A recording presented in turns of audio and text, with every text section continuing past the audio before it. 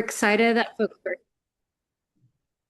Welcome, everyone, to the CITES community of practice. We are so excited to have special guests here today. I am not as cool as Mia Lodato, so there is no fan music playing right now, but she's usually awesome about that. And I have to put that into my cycle of practice. But this is Christine Fox, co-project director of CITES.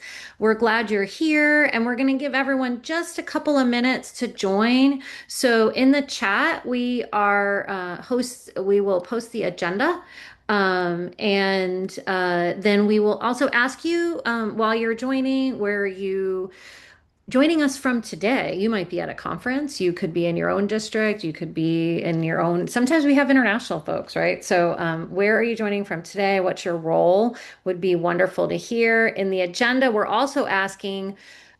What events are you headed to if you are in the spring or summer? Are they inclusive tech, ed tech, general education events? We'd love to hear where you're going to be. So that's the agenda. In the chat, you can let us know who you are and where you're from. And we'll get started in just a couple of minutes. And it looks like lots of folks are rolling in. Wisconsin, Mia's home state. Um, Oh, that's the science NSTA, National Science Teachers Association, looks like. For those of you just joining, um, Lori spent too much going to ATIA, so she's not making it to ISTE, even though they're both in Orlando. So that's a bummer. Um, I'm just looking here. Oh, Nathan, Mia and I will both be at COSIN. Um, and congratulations. The CETL is, you'd have to type it out for me, but it's basically the COSIN certification around being a CTO. Let's see, what are other And what's a folks? CTO for those people on the chat that may not know, Christine? Sure. Chief Technology Officer. Some districts have CIOs, Chief Information Officers. Others have ed tech directors. Some districts have both of those roles as CTO or CIO and ed tech director. We love it if they do have that. Oh, we have a school psychologist here, Dylan from Rhode Island. Georgia Tech, Yellow Jacket in the house. Laura's from Evansville. I have former colleagues. And it looks like we're letting, okay, so we'll do one more minute and I'm going to make sure I have things closed and the right thing open to share my screen. And here, Northern Kentucky. Is it warm or cold there? I know we've had, I'm wondering if anybody still has snow. Baltimore, Maryland, got some great people from all over. We love that. We have a chance of snow tonight. Very small, but there's a chance. Where's that? Nebraska, northeast Nebraska. Northeast Nebraska. That's right, Rebecca. Oh my gosh. I was just talking to someone who's in Boston, said it was 70 today. So the 3 feet of snowbanks are starting to melt. It's like crazy. It was yeah, 73 degrees yesterday. Oh my goodness that, gracious, this weather. And it's about 53 degrees outside right now. my goodness. Well, look at all 33 degrees these in Minnesota. folks are sharing not only in the chat, also in our doc to be able to track, and then hopefully you can connect back with each other when you see each other at events. Oh, and StructureCon. I happen to know the week that is because it is the same week as CAS UDL Live Online. And StructureCon is, for those of you not familiar, Instructure is the home company of Canvas. So some of you that support accessibility in Canvas. All right, it's 4:04. We have a great start here. So Allison Kent from the CITES team, so glad you're here. Mia Lodato is here, our co-project director. So welcome to the CITES March Community of Practice. It's hard to believe, but this is our second to last event for the 25-26 school year. And the agenda, my colleagues will be putting in the chat so you can sign in, but also this is how we'll work on our breakout rooms. And today we're going to share a few sites resources. Then we're so excited to have leaders from the ATAP Center here. So they will share that organization, how it works, what resources are available to all of you in each of your states. We will have some breakout discussions specifically on AT and how to leverage those resources. And then we'll have some quick sites updates and next steps. And Mia knows we always try to get you out a few minutes early for those of you that are like the bell rings at 5 and you're going home and or those that have a next meeting. So with that, I will scroll here to some quick reminders and resources. Specifically, we have shared before that CAS does have a UDL and AI community. That is an online, free online community, and your very own Mia Lodato supports the inclusive tech kind of subgroup within that community. So it's a place to share, it's a place to ask questions. So we include encourage you to join and participate. Resource here, you're going to learn a lot more about from our friends, OSEP funded friends at Jeannie and Marty about ATAP. And then, as a reminder, if you want to learn more or you're sharing more about assistive technologies, the AT Myths and Facts sites has the guidance around that. We have published slide decks. So if you want to share with your teams what the AT myths and facts are and that guidance from the federal government, our slides are user friendly. They have cool images and we have graphics for each of the AT myths and facts. And in those links, also, you can even get to our AT myths and facts game. But the latest resource are the slide decks. And we purposely created those so you can then just turnkey and share that information. If you did not hear our learning experience podcast, Breaking Barriers with Sites, that published in September, and it is a great way to kind of hear and learn about sites and all the different ways that we're supporting inclusive practices.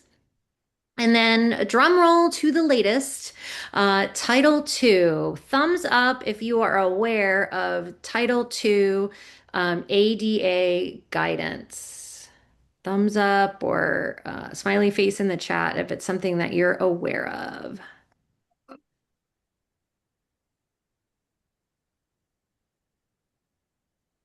Got a thumbs up. There we go. More thumbs. If you know how to use the reactions, are the reactions on in this call? I can't tell. So with that, we are trying to provide as much information as possible so folks understand what the expectations are. CITES itself has now a page on Title II ADA, just some general high-level overview of what the regulations and guidance includes. We did have a short webinar, like, Are You Ready? Talking about Title II. So if you need content to share with your colleagues, please feel free to reference those sites resources. And then in February, we were part of CITES, the Government Accountability Office. This is an external reporting mechanism of the federal government, provided a report on AT, and in that report, which the full report link is included here, CITES is actually included around the fact that there are gaps in supports for AT and inclusive technology practices. So check it out. It's actually not that bad of a read for federal document, right, Mia? I feel like it's not too heavy of a read. And then we did have a short webinar. Who is the GAO and what did they find? And that's only 30 minutes, so you can watch the recording. Yeah, that was with also Tammy Thompson Cook from Pennsylvania. Some of you may know Tammy Thompson Cook. So, and they also mentioned the lending libraries, and that is what we're talking about today with our ATAP folks. So, just wanted to give a shout out to them also because they mentioned some other federal projects in the report. Great. And it's a good read. Probably validates what a lot of folks are on this call. It validates some of how you feel, but beneficial and can be powerful to see it in writing. So I'm going to get to stop talking because we have some awesome guests today. The Association of Assistive Technology Act Programs, ATAP centers, and they're going to share with you about AT implementation and supports that these centers provide. So with us, we have a whole team even. So we have Jeannie Kroll, who's their executive director. She has extensive experience with ATAP in the AT space. I linked all of their bios so you can really dig in more, but I'm not going to read those two today. So there's a link to the bios, and I can put that in the chat as well so you can see all of their expertise. We also have Ryan Roche, who is a technical assistance and training lead.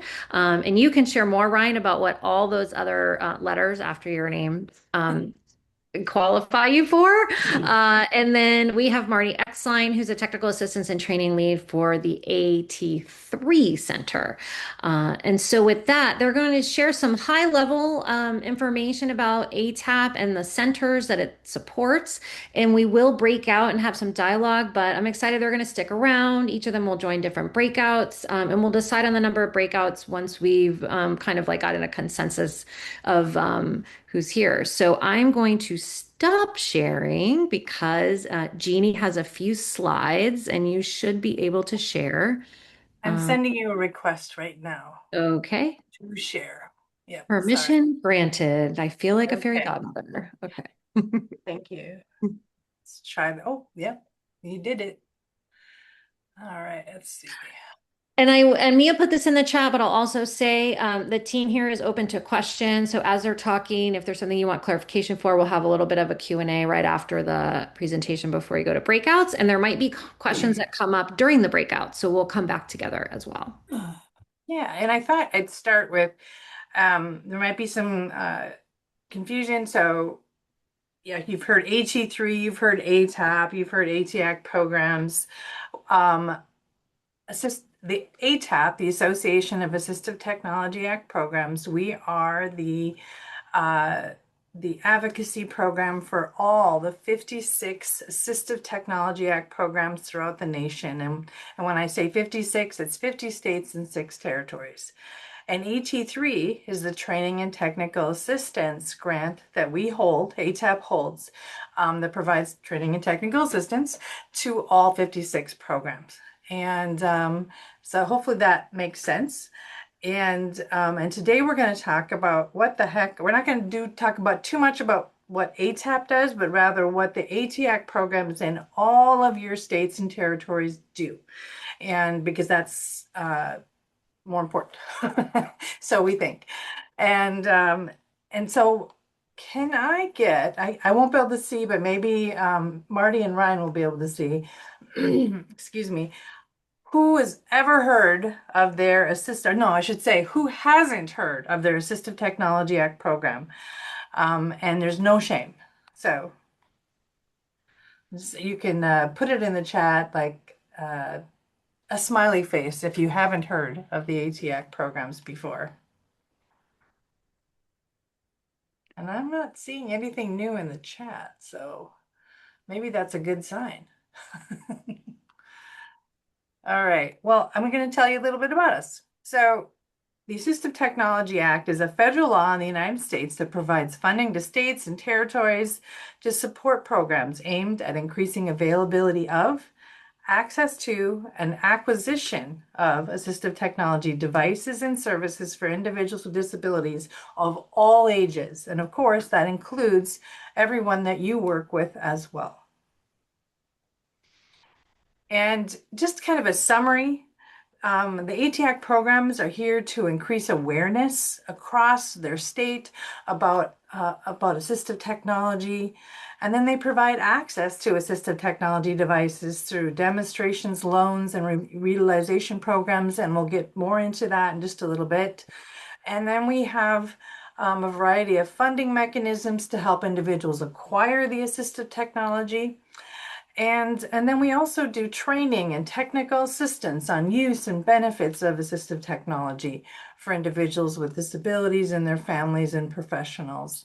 And just to give you an example, when I just joined ATAP as the executive director last January, and before that, I worked for the North Dakota program for 25 years. And when I worked with teachers and speech paths and many different professions within the school systems, we did it in the school, and they came to our centers. We did it virtually, and we would. An individual would come to our center and or virtually or there or we would go there and we would help them figure out what assistive technology would work best for their child. And there's more to it than that, but that was kind of the gist of it. And let me go back here, and we'll come back to that.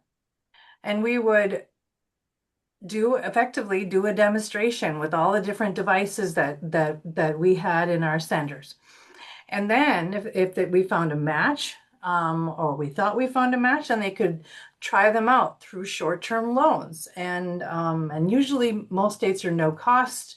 In North Dakota, it was no cost to borrow, and we shipped it out to them, and then they would have to get it back to us on their own dime. But every state runs that just a little bit differently, so you'll have to contact your state's program. And Ryan, would you put the link to the chat just so people can be looking at their state's program maybe while we're talking? Um, Yes. thank you so much. And then, so device utilization, device reuse. Many states programs will have devices that are in their short-term loan libraries that maybe they got the newer device, but the old device still works, so they'll put it into the device reuse section of their loan libraries so people can use it for longer, or they can just have it, and things like that. And then there's different alternative financing mechanisms, and each state has as many different types. It could be a financial loan, low interest, guaranteed financial loan program. North Dakota has one of those, for example. North Dakota has a grant program. Ryan, I think you had in Wyoming, didn't you have like a grant program as well? We had it was through the Montgomery Trust Fund, but it was not. Okay, It was run through the State Department of Education. okay. So But you yeah, had a connection to them but and very ways yeah, to do it. strong Yeah. ties. Yeah, and many states have access to or knowledge of many other different types of funding sources that they can direct people to, or they can help people direct people to the funding sources that are already available to them that they may not even know about. Like somebody might be on the Medicaid waiver and not realize that technology is available, assistive technology is available through the Medicaid waiver, and so on and so forth. Um, I just want to go back up to, um, there are, like we talked about, all 56 or all 50 states, the District of Columbia, Puerto Rico, and the four territories. And there's 21 in state government, 21 in universities, and 14 in nonprofits. And there's so many different ways to access the Assistive Technology Act program. This is kind of a linear way to get to us, like you access us, you call us, maybe get some information. You might schedule a demonstration, and then maybe take out a loan. You might then maybe borrow something for a very long time and maybe use some of our financing things. But you don't have to do it in this way. You could, maybe you're a speech path, and I go with that because that's what I am. That's easy. Your speech path, you really know what you're doing. You know all about AAC, and you're just like, Jeannie, what was that, the name of that device? And do you have it in your loan library? And boom, you're just calling me or emailing me, and boom, I give you a connection, and you're on your way. Or you might be that same speech path that doesn't have that experience, and you start at the very beginning. And but you can come in at any point here, and you may know exactly what your client needs, and you come down here and you just want to know how to finance it, and you do not have to go through all the steps with the ATAC programs. And Christine, by the way, I can email this to you as well. We have this an accessible format. That would be This little great little because we'll send handout. a, yeah, we can send a follow-up note and link to it. So Okay, cool. So this just thought I'd give you a couple shot. This is the North Dakota Center. We kind of built a home inside of our center. And this is an older shot, but has a bedroom, bathroom, kitchen, dining, living room, all filled with assistive technology. And then in this room is where all the computer access is. And I bet you can't even see my pointer, can you? And I'm thinking that you can. Can you I see it? can see it. We Yeah, we can. can see Oh, it. It's a little oh, green. good. Yep. Yeah, all right, good. And this room over here is where the computer access is. And this is the Bismarck Center, nice little kitchen area. And this is a sample of what, if you're going to go look at, about 20 states have used AT for All, this type of online library to access their loan libraries. North Dakota, Minnesota, Nebraska, and many other states use that, and then the rest of them have their own types of databases. And so if you you should usually be able to access them right from their main website.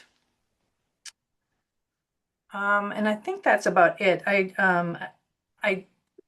I'm trying to think, is there anything else, just the basics, guys, Brian and Marty, that I'm missing just of what we do? I think that's it. Yeah. That's it? Okay. Yep. All right. I'm going to stop sharing then here. You make it sound so simple and easy. Well, I want to know what kind of questions you have. And then I know that Christine's going to have us break into groups too. So does anyone, it looked like most folks are familiar with the ATAP program. So does anyone have any specific questions about the services they offer or what the state centers might offer?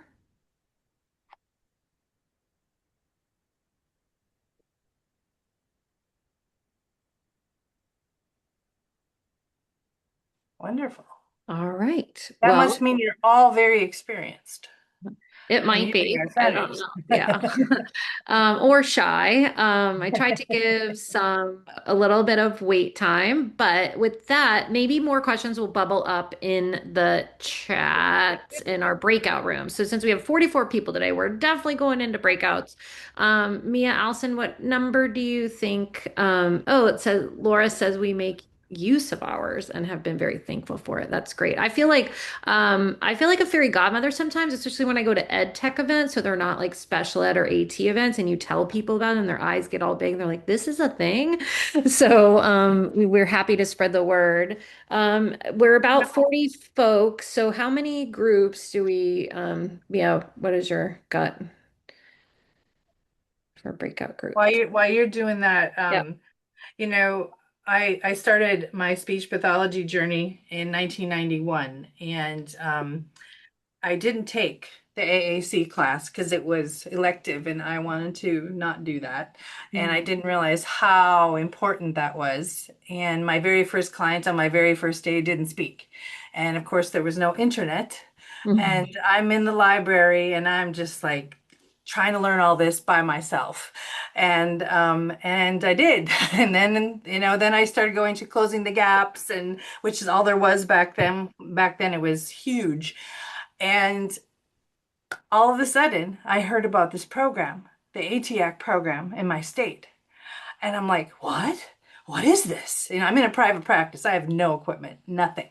I made my first communication board from light switches and stuff I had around the house. So this was a godsend. And the loan librarian and I became a friend, got a friendship going, and she would just send me devices all month long, and that's how I got to learn. And it was the best thing ever. This is how I got into this and learned to love it. And just know that the loan libraries aren't just for you, your students. They're also for you to learn. So you can loan these devices out and learn them, especially AAC, or maybe it's a software program you've never touched. I remember walking into a school and a teacher she saw me holding up this C pen, and she just was like, "Oh my God, I have one of those. It's in my drawer, and I haven't opened it for 6 months. Show me how to use this."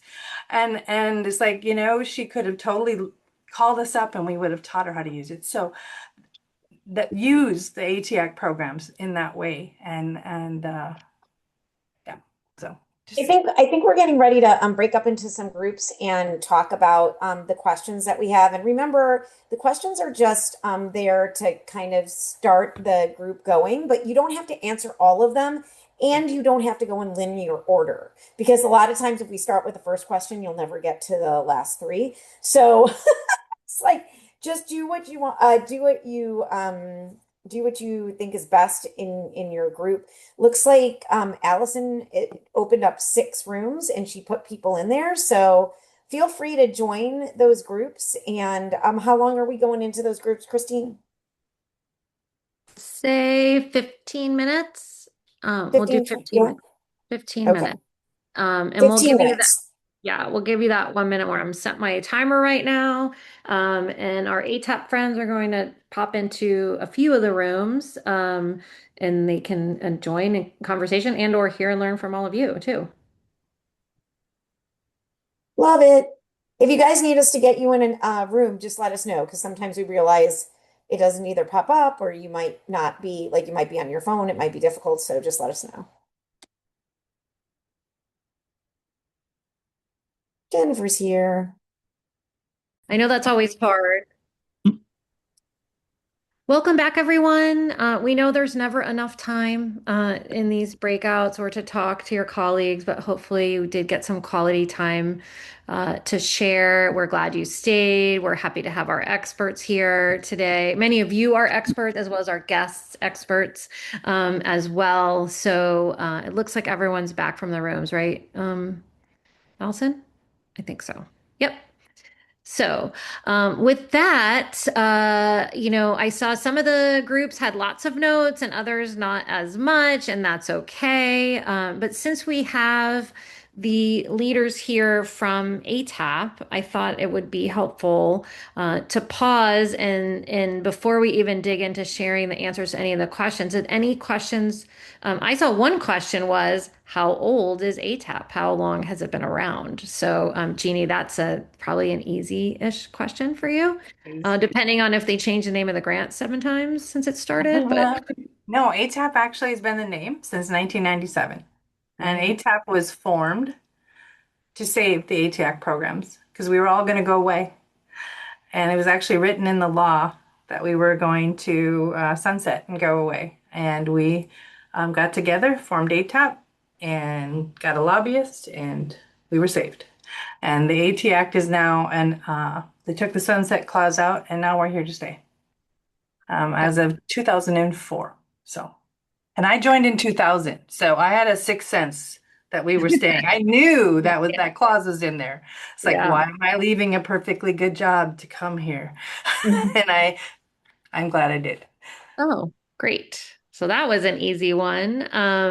Were there any, I see, thank you, Mia, for putting that in the chat. I didn't see any other specific questions, but since we have the folks here, would love, feel free to ask a question. It might be specific to your state. I know one comment that was made, which Mia and I commented on, was the fact that different states organize their programs differently, right? So, every state's local control in one way or fashion. But I don't know if you wanted to comment on that, Jeannie, a little bit, just about the different ways that things are organized. Yeah, yeah. And actually, Marty and Ryan and I are all from differently based programs. So Okay. Marty's from state, his program in Missouri was state government, and Ryan's was in a university, and North Dakota was a nonprofit, or is a nonprofit, but they used to be state. So they switch around sometimes too.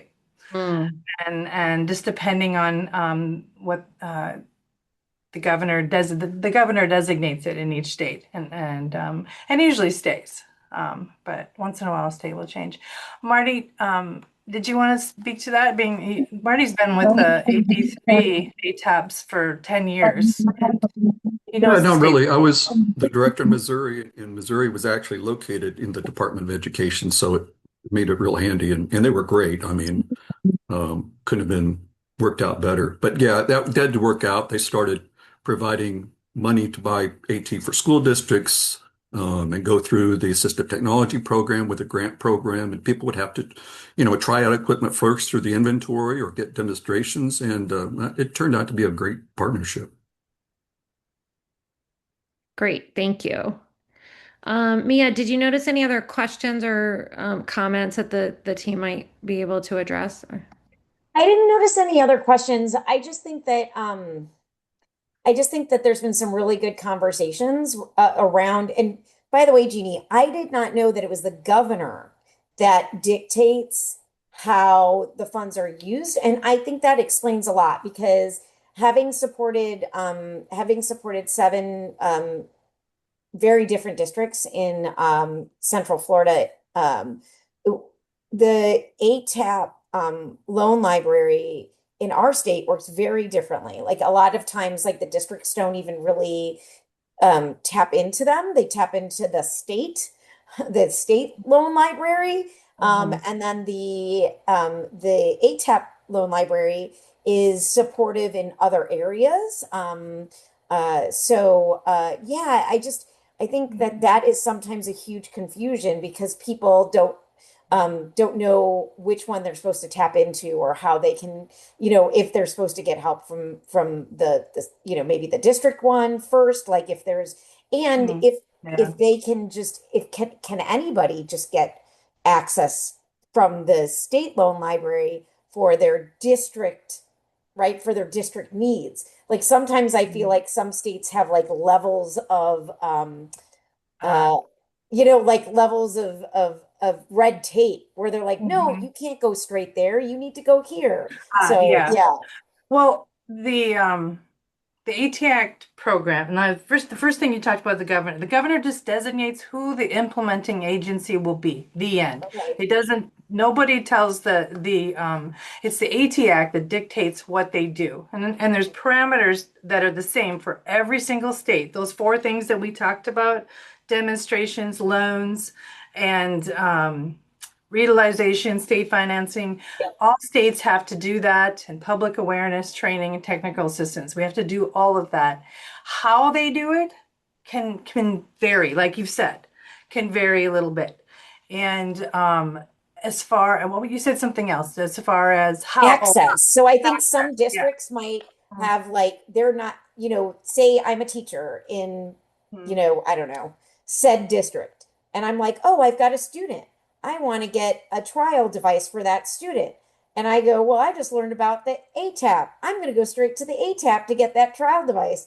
And then my district says, oh, no, no, no. That's not how we do that here. So I just wanted to talk to that just to kind of Mhm. help people Yes. understand possibly like some barriers that might be there that they either may have encountered or may encounter if they just go Mhm. straight to an ATAP. Well, Marty's gonna know. Marty and Ryan are gonna know the most on that. I just the majority of states that I know of, including North Dakota, it's like we have no rules. Anybody can borrow from us Yeah, and from North Dakota. But Marty, you guys know more. yeah, I'd agree with that. There are a few special education systems or education systems do have their own loan library. Sometimes that's through an MOU or something with the assistive technology program. But for the most part, I'd say, to my knowledge, yeah, most school systems use the AT programs, loan library, state or ATAC program. Yeah. Hmm. So Yes. maybe just check with your district and talk to them Hmm. first before, and maybe talk about this, I think would be the best way to go about it. I don't know. We have Mike here too, and right? Yeah. Mike, do you have He anything doesn't to let add anyone or? borrow anything, Mia. He's Oh, I was going to chime in when Jeannie said there were no rules. I was like, now we're talking. We don't have any rules. You want to borrow it? You can borrow it. Take it. Well, we're If you going. were in There the are group, no rules. if you were in my group and Marty heard me say it to people, I'm like, I want to walk in a lending center and see nothing but bare shelves. That's what I want. So if you want to borrow it, take it, please. We would love that. But no, we are statewide. Anybody can borrow. We've had moments where our Department of Ed has floated the idea of creating their own loan library. And our comment to them was, why are we going to duplicate that? Kind of to Marty's point, Mhm. why don't we work together? This system is already running and it Yeah. runs well. So why don't we just continue to bolster that system instead of making a separate system? And so that's what a lot of the work starts to entail, is kind of consolidating those resources. Yeah. I mean, that's a great point, Mike. Then you have to create another database. You got somebody who's tracking that equipment. I mean, that's what I've heard with some schools in North Dakota and Minnesota, because I'm right on the border. I live in Minnesota, so I hear about both. Is, they try to do that, and then they like, who's got the Dynavox, in 45 schools, and nobody knows because the system maybe wasn't as good, that their data system or database for keeping track. And this is something that these our programs have been doing for 20 years, and it's mandated, so we have to do it well. And it's state federal equipment, so we can't lose it. Yeah. Yeah, well, this is great. We're not going to have time for all the groups to do share out per se, but I do hope that everyone kind of looks back at the document. I think I scanned quickly to the Did You Learn Anything New? And some people learned about new resources in their particular state, also about the different ways that the different centers provide those resources. So hopefully for the ATAP team, that will be helpful for you. And then also, some examples of how the departments and the ATAP programs have been helpful. So hopefully this has been a fruitful dialogue for everyone. And we do want to make sure we give everyone a few minutes back before the end of the call, but also we have a few announcements. So before we get to that, though, I will see there's a comment in the chat. I believe there are some LEAs that may ask their staff to first start with the AT support within the LEA versus supersede their internal LEA support. Gotcha. So instead of going right to the state center, they're asking them to go within the district first. I think that's right, Jennifer, what I was saying. And I think that's what you were alluding to, Mia, as well, right? Like that in Florida specifically, you don't go from classroom to the state, but you go through the district. And Gotcha. Jennifer's from the Georgia ATAC program. Ah, okay. So she knows. She knows. She knows. Are there any other questions or comments for our guests today around the program, the services provided, how you may leverage them in better and different ways, how they could help raise awareness that maybe you're struggling with, perhaps? Depends on who you are in your role. Is there a directory of training resources? And Lori, do you mean across all of the centers or specifically from ATAP? Oh, not just equipment, but the training. Ryan, do you want to paste? Well, this wouldn't be on equipment, but we have our AT Learn Hub, and you can start there. I know Mike does a ton of trainings, as you may know. The Yeah, we ATAC do. programs We do a are lot. I all. think, yeah, Gina, it's a good point. I think each state's going to do things a little differently depending on what kind of the staff Mhm. embraces and kind of what they feel like their good role makes sense for them. And we do a lot of training in our state. But Mike, And do in you still fact, have the partnered with training? CITES. Mike, do you still have the training videos on your website, or you We just have do. the? Yes. Go I to our just on YouTube there. I couldn't channel. They see are it all there. on Anything the we ever YouTube. Yep. do is on our YouTube. It's ATAC NJ Yep. on YouTube.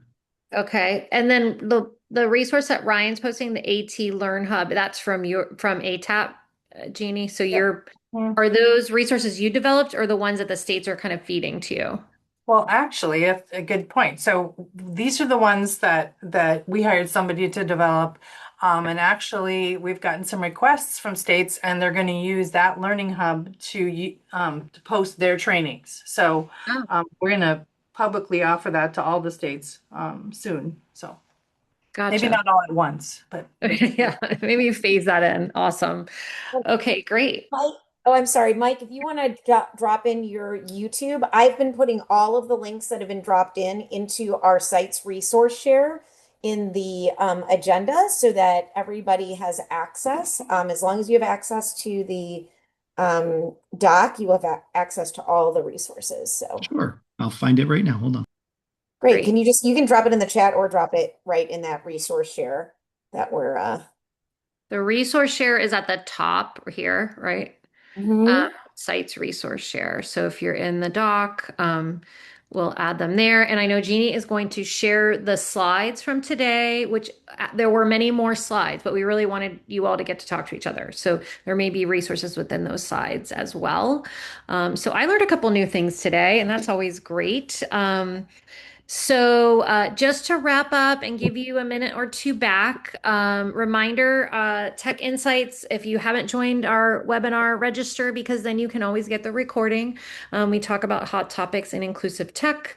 The Aiming for Access webinar series also has a couple of more episodes for the remainder of the year. And if you don't get Cast newsletter, please do. We're gearing up for our live online this summer. And all other things related to UDL and accessibility. And I mentioned the AI community earlier at the top of the call. So And our survey. yes, Mia has put the survey in several times. So we are a federally funded center. We do have to collect data on our services. So, and some of you are familiar with that because you're also grant funded. So there is a quick survey monkey. We really appreciate, I was supposed to say that before I started wrapping up. So everyone would click on it and complete it before the end of the hour. We promise it's short and it's helpful for us too. It helps guide how we're going to organize these in the future and get your feedback. Awesome. So we have one more. Oop, I didn't put the date in here. We have one more community of practice in May, and we are going to talk about screen time, right? Didn't I see that, Mia? That we were going to focus on the hot topic of the year, I think, kind of, sort of, is Screens, screen. whether they're in people's hands or out of their hands. Yeah. What are Um, districts and states doing now? yes, Technology. exactly. That is May 12th at 4 p.m. And so we'll send you a reminder. We'll send you a follow-up from this note, and we look forward to seeing you there. If some of you will see at events in between now and then. But as always, if you have any questions about sites, inclusive tech, AT, if we don't have the answers, then we will find friends like those on the call today to help respond to you. So with that, I'll stop talking. We can stop the recording.